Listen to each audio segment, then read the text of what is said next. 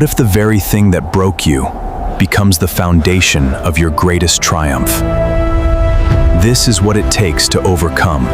Hello and welcome to today's Explainer. Steve Jobs, the power of never giving up.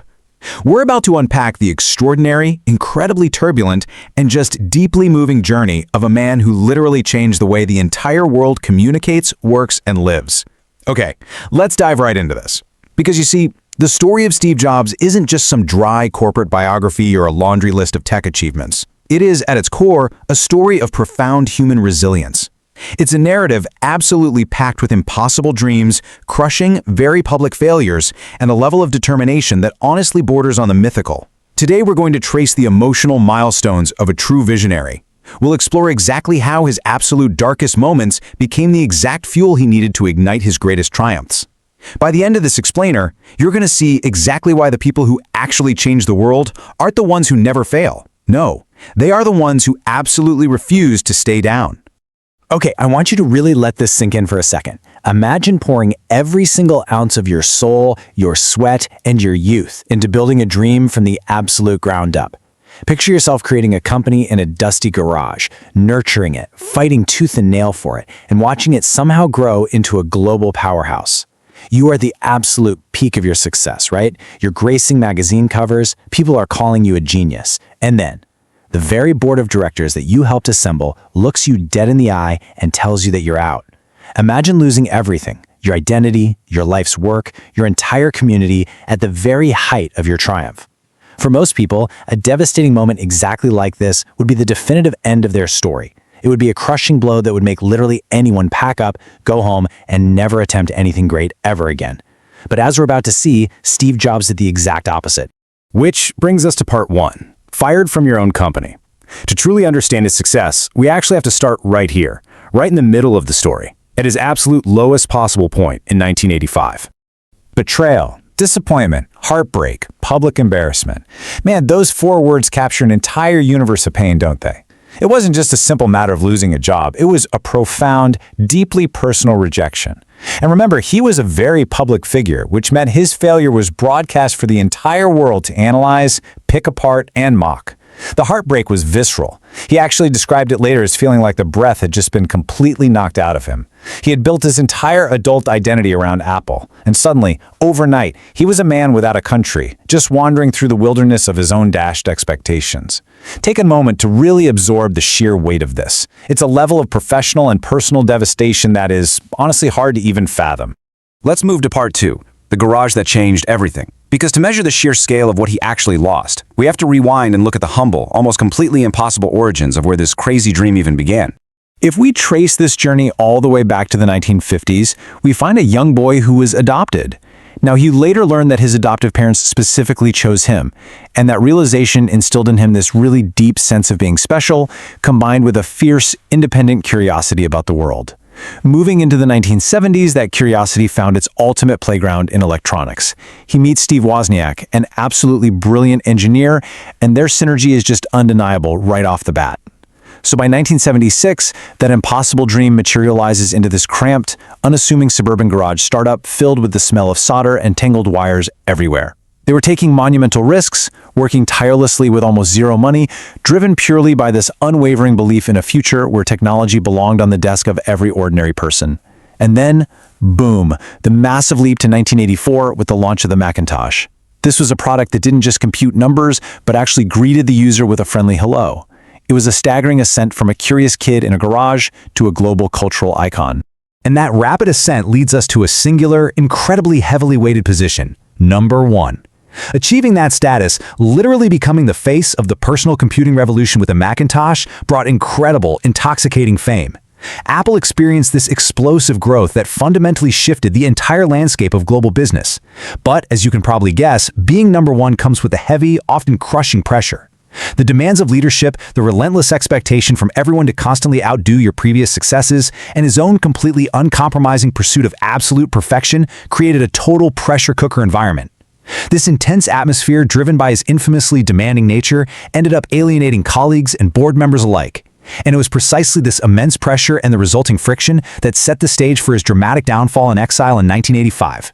The very traits that drove him to the top were the exact same traits that eventually pushed him out the door. So part 3, rising from the ashes. Here is exactly where the narrative shifts from a corporate tragedy to an absolute masterclass in resilience. Notice the incredibly stark contrast over the next decade. On one side, you have Apple. Without its visionary founder, the company became bureaucratic, stagnant, and slowly began completely losing its way. They were bleeding money and giving up market share left and right. But on the other side, Steve Jobs was experiencing a period of profound personal and professional growth. Instead of giving up, he embraced the freedom of being a beginner all over again. He founded a whole new computer company called Next, aggressively pushing the boundaries of software. And even more remarkably, he bought this little-known computer graphics division from George Lucas. That division? Yeah, it became Pixar Animation Studios. By leading Pixar to create Toy Story, the world's first fully computer-animated feature film, he revolutionized an entirely different industry. During these so-called wilderness years, he wasn't just hiding away. He was learning from his past failures, refining his leadership skills, and becoming a much stronger, more mature visionary. And this brilliantly illustrates part 4, the triumphant return, because that stark contrast we just talked about inevitably set the stage for one of the absolute greatest corporate comebacks in human history. By the late 1990s, Apple was utterly disorganized, uninspired, and literally weeks away from total bankruptcy. Desperate for a spark, they ended up purchasing Next, effectively bringing the prodigal son back home. And Jobs engineered the spectacular comeback in 3 escalating world-changing steps. Step 1, the iMac. He totally stripped away all the messy, confusing product lines and introduced this brilliantly colored, beautifully simple, all-in-one computer that made the internet accessible to everyday people. Step 2, the iPod. He perfected the MP3 player, famously promising 1,000 songs in your pocket, and in doing so completely revolutionized the entire global music industry. And then step 3, the iPhone. This was the true masterstroke. Remember how he pitched it? A widescreen iPod with touch controls, a revolutionary mobile phone, and a breakthrough internet communicator, all in one single device. He didn't just save Apple from the brink, he transformed the entire global technology landscape forever. Which brings us to our final act, part 5, lessons in never giving up. Because the true legacy of Steve Jobs isn't just made of glass and aluminum, it's made of the profound, hard-won wisdom he left behind for us. In 2003, Steve Jobs faced his ultimate, inescapable challenge, a diagnosis of a rare form of pancreatic cancer. For years, he fought a deeply private, unbelievably grueling battle with his declining health. Yet what truly stands out during this painful era is his just unwavering determination. Even while undergoing immense physical suffering, major surgeries, and a liver transplant, his focus never truly wavered.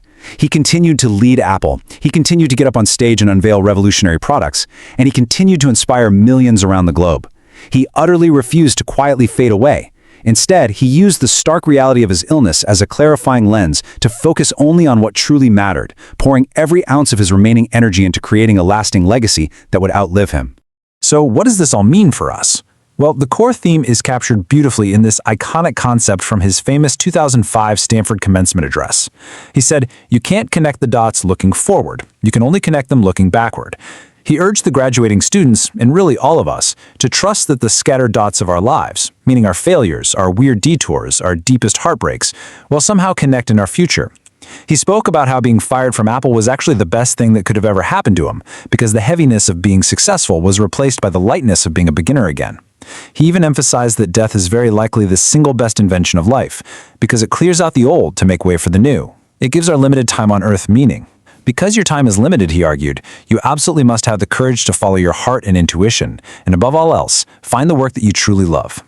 You see, these aren't just clever business strategies. They are literal survival tactics for life.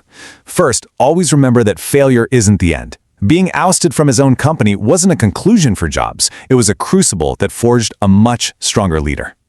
Second, understand that great dreams require immense patience.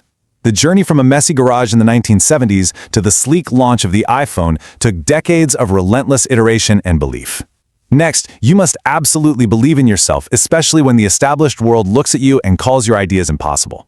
Also, recognize that simplicity creates greatness. It is incredibly hard work to make something simple, to strip away the non-essential until only the beautiful core remains. But that is exactly where true innovation lies. And finally, passion always beats talent. You have to be burning with an idea, a problem you desperately want to solve. Because if you don't have that passion, any rational person would just give up when things get hard. His entire journey stands as the ultimate proof that every single setback you face is secretly preparing you for something far greater. The people who change the world are the ones who refuse to stay down. As you go forward today, chase your own impossible dreams. Embrace your failures not as permanent scars, but as vital connecting dots on your own unique timeline. The profound lesson of this incredible journey is that the ones who leave a dent in the universe aren't the lucky few who never stumble. Not at all. They are the ones who get knocked to the mat, broken and embarrassed, yet somehow, against all odds, find the strength to stand back up. So as you face your own impossible odds in life, the only real question left to answer is this: when life inevitably knocks you down, will you have the courage to get back up?